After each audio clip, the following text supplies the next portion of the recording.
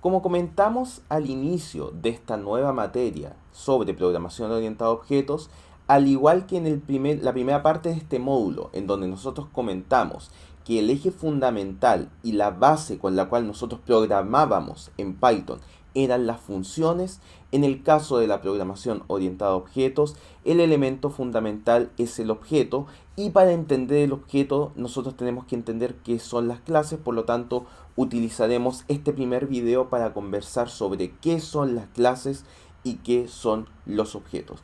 Pero para eso hay que entender bajo qué contexto se plantea la programación orientada a objetos. Lo que nosotros tratamos de plantear es, a diferencia de lo que hace la programación funcional, la programación basada en funciones, donde todo programa que tú creas en base a funciones son simplemente funciones creadas dentro de este código que interactúan entre sí en el sentido de que se llaman unas a otras. Por lo tanto, si tú ves tu código escrito, lo que te vas a encontrar es que vas a tener múltiples definiciones de diferentes funciones, y en algunas partes del código cada una de esas funciones se llaman, y eso es lo que produce el funcionamiento de tu programa. Incluso el caso de Python es bastante particular porque tú podías eventualmente tener un código sin ninguna función creada. Claramente no lo recomendamos porque se vuelve bastante intratable con relativa rapidez un código creado de esta manera. Pero si tú tienes un cierto orden, vas a tener algún par de funciones que van a ser llamadas cada cierto tiempo dentro de tu código, generando que la función sea el elemento fundamental.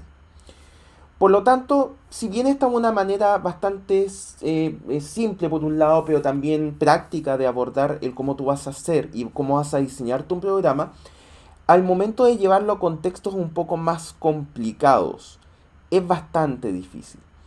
Piensa tú, por ejemplo, cómo a nivel conceptual intentarías diseñar cómo se comporta un sitio web con programación en Python. No te estoy diciendo que pienses en el código. A nivel conceptual, ¿qué elementos, qué bloques de código deberías pensar para crear un sitio web con los conocimientos que tienes hasta ahora? Es complicado. Pensar en qué funciones yo debería crear o diseñar para yo poder definir el comportamiento de un sitio web es complicado.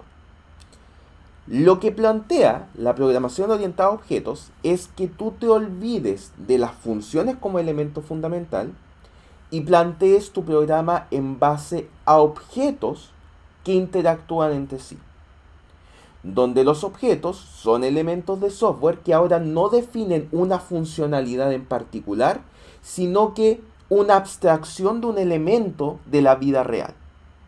Entonces, por ejemplo, si tú estás en el contexto de desarrollo web, puedes identificar con cierta facilidad, sin conocer cómo se escribe una línea de código de programación orientada a objetos en Python, tú puedes definir y tú puedes encontrar algunos elementos característicos del desarrollo web. Probablemente vas a tener un servidor, que es una máquina que almacena todo este entorno. Vas a tener las diferentes páginas que quieres que se visualicen. Vas a tener el contenido de cada una de estas páginas. Vas a tener una base de datos.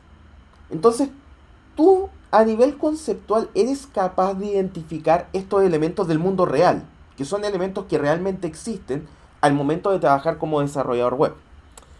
Entonces, en vez de definir un sitio web como funciones interactuando, tú lo que dices es, voy a crear un bloque de código que represente el servidor web. Voy a crear otro bloque de código que sea la representación de la página que se va a mostrar. Y otro bloque de código que represente, por ejemplo, la base de datos.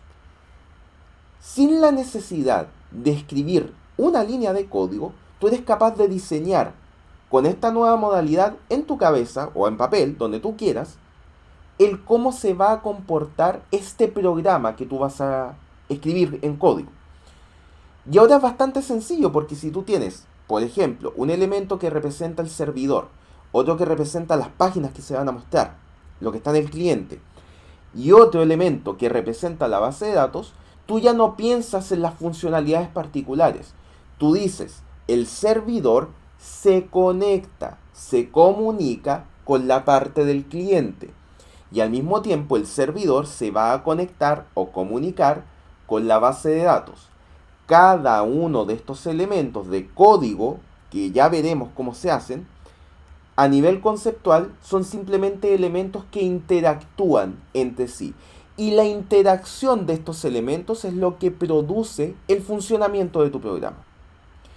Pensar de esta manera, a nivel de diseño y estructura del programa que estás planificando, es mucho más sencillo que pensar en todas las funcionalidades que estarían involucradas en tu desarrollo.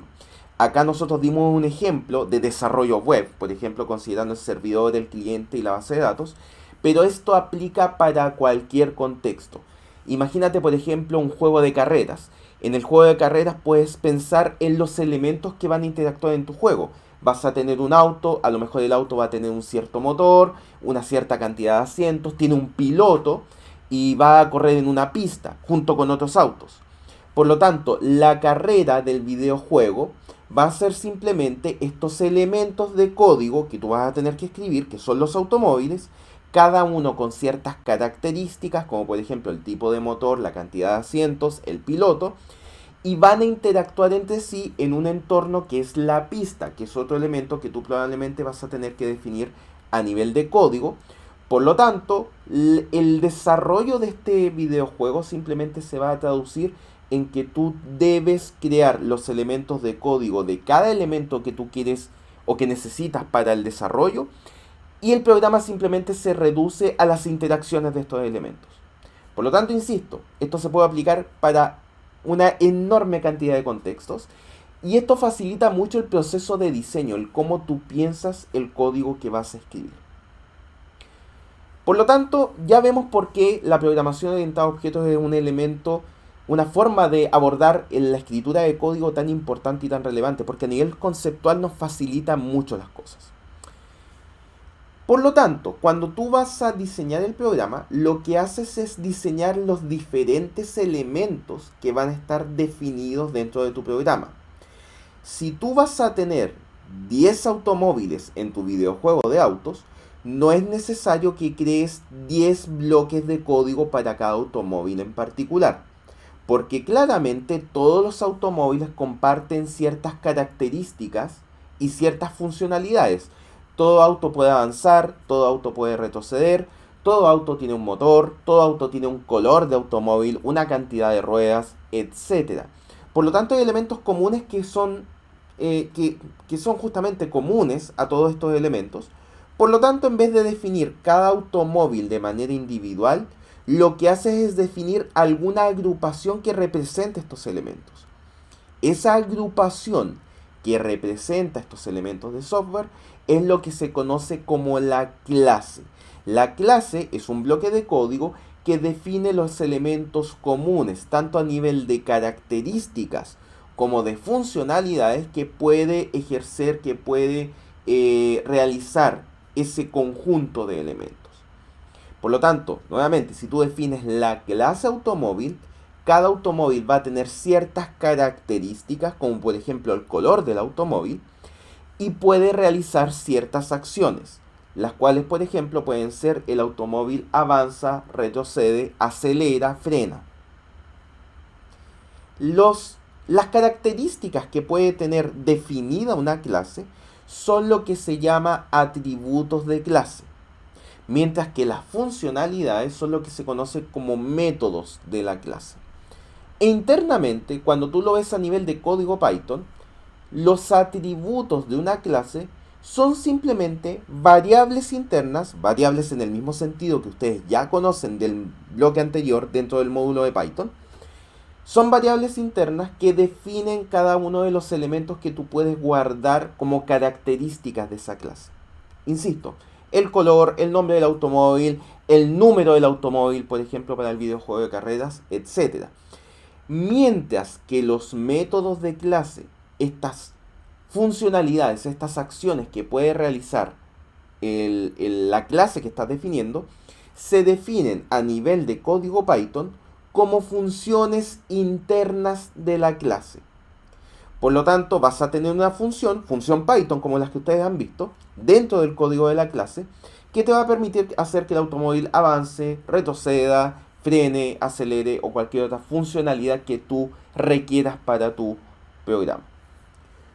Una vez definida la clase, el bloque de código que representa la clase, insisto, todo esto a nivel conceptual, el objeto es un elemento puntual que pertenece a esa clase. Por lo tanto, una cosa es hablar de los automóviles como concepto general en el contexto de un videojuego de carreras, y es distinto a hablar de un automóvil puntual dentro del videojuego. Ese automóvil de ahí, ese otro automóvil de allá. Son automóviles, por lo tanto tienen características y funcionalidades en común. Pero qué características puntuales tiene el primer automóvil respecto del segundo va a depender del automóvil puntual que te estás refiriendo en ese momento. Por lo tanto, los objetos son elementos puntuales que pertenecen a una agrupación definida a partir de una clase. Y por lo tanto, tú puedes crear objetos, elementos puntuales, a partir de la definición de la clase. Y como puedes crear esos objetos a partir de la definición de la clase, esto también se le conoce como con el nombre de instancia de clase, porque estás instanciando, creando un elemento puntual a partir de la definición de una clase. Por lo tanto, estos son los elementos principales y fundamentales que definen conceptualmente la programación orientada a objetos, y por supuesto todo lo que viene a continuación dentro del módulo tiene por objetivo explicarles cómo cada uno de estos conceptos que hemos hablado en esta primera parte se escriben en código Python.